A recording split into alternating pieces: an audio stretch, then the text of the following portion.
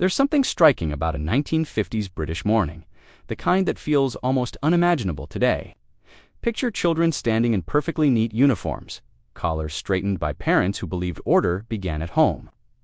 Breakfast wasn't a casual affair. It was a quiet routine, everyone knowing their part without question. Outside, neighbors nodded with a sense of shared standards, as if the whole street followed the same unwritten rulebook. And it's in these ordinary moments that the difference becomes clear. Today's families favor flexibility, negotiation, and softer boundaries. Yet back then, firmness was seen as kindness, a way to prepare children for a world that demanded resilience. What might seem strict now was simply everyday life then, shaping a generation unlike any that followed.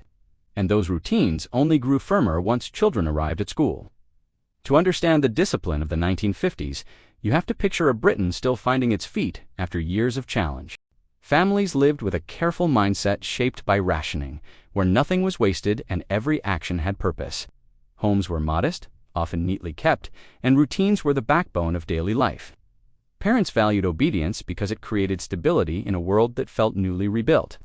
Respect for adults wasn't something taught in moments. It was woven into the rhythm of everyday behavior. Schools reflected the same atmosphere. Teachers carried a quiet authority, guiding large classrooms where order was essential. Communities supported these expectations, believing that firmness helped children grow into capable, responsible adults. What we might call strict today was simply normal then, a shared understanding across streets, workplaces, and families. There was pride in doing things properly, in following routines that gave life structure. People didn't question these methods because they offered reassurance in uncertain times. And as children stepped from home into school, they entered a world that mirrored the values they lived with at home. There's a certain rhythm to 1950s family life that feels almost unbelievable now at home. Rules weren't open for debate. They were simply part of the household fabric. Bedtimes arrived like clockwork, announced by a parent's voice rather than a gentle suggestion. Once the hour struck, children headed upstairs without negotiation, knowing the next day began early and full of expectations. Before any thought of play, there were chores. Beds to straighten, dishes to dry, shoes to polish until they shone under the hallway light. Many remember the clatter of crockery on a Sunday morning, or the scent of furniture polish drifting through tidy rooms. It wasn't seen as extra work. It was simply what everyone contributed. Manners mattered too. Mealtimes were quiet, respectful moments, where talking over others was gently corrected, and finishing everything on your plate showed appreciation. Talking back wasn't an option. Not out of fear, but because respect for elders was deeply rooted in daily life. Even weekends followed a structured rhythm. Helping in the garden, running small errands, or assisting with washing day all played their part. These routines built responsibility and pride, though many modern families would see them as far too strict. And yet, for children of that era, they formed the foundation of everyday life. Such habits followed them into school. School in the 1950s carried an atmosphere that felt almost ceremonial, shaped by routines that demanded attention and respect. Mornings began with assemblies where crisp uniforms were straightened, shoes aligned neatly, and the entire hall stood in calm silence. The sound of footsteps echoed through long corridors as teachers guided children with a quiet authority that needed no raised voice. A single glance from the front was often enough to refocus an entire class. Inside the classroom, posture mattered. Children sat upright, hands neatly placed, ready to follow the day's lessons without fuss. Speaking out of turn was gently corrected, and anyone who drifted from the rules might be asked to stand beside their desk or move to a separate table for a short period, giving them time to refocus.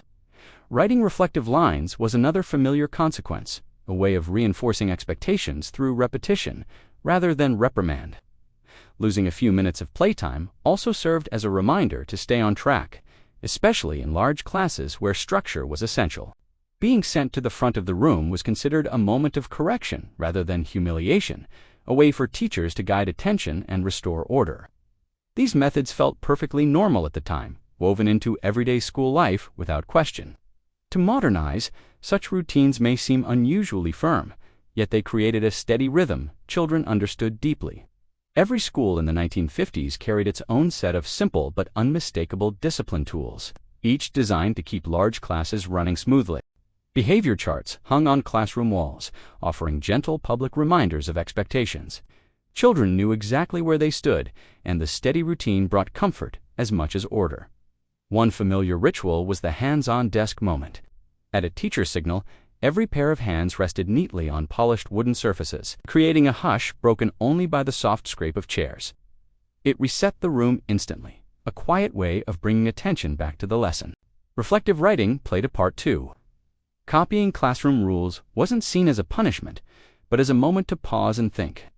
Standing beside the teacher's desk served a similar purpose, allowing a child to regain focus without being singled out harshly.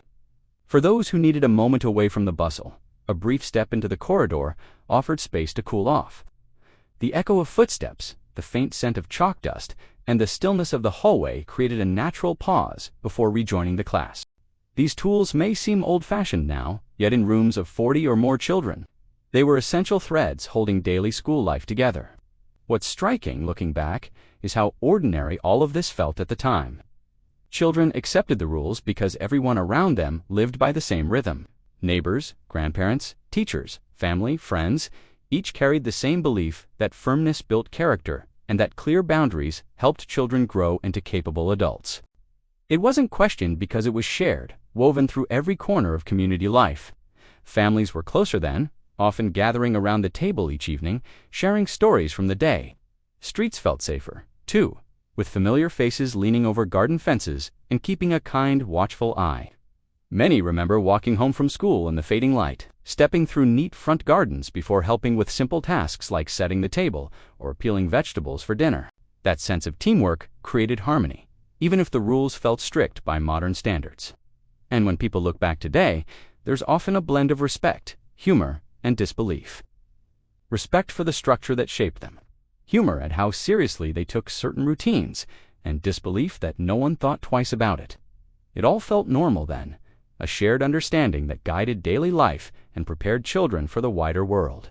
Looking at childhood today, it's clear how far we've traveled from the firm routines of the 1950s. Modern families favor flexibility, expression, and emotional well-being, creating a world where children are encouraged to share their feelings and shape their own routines.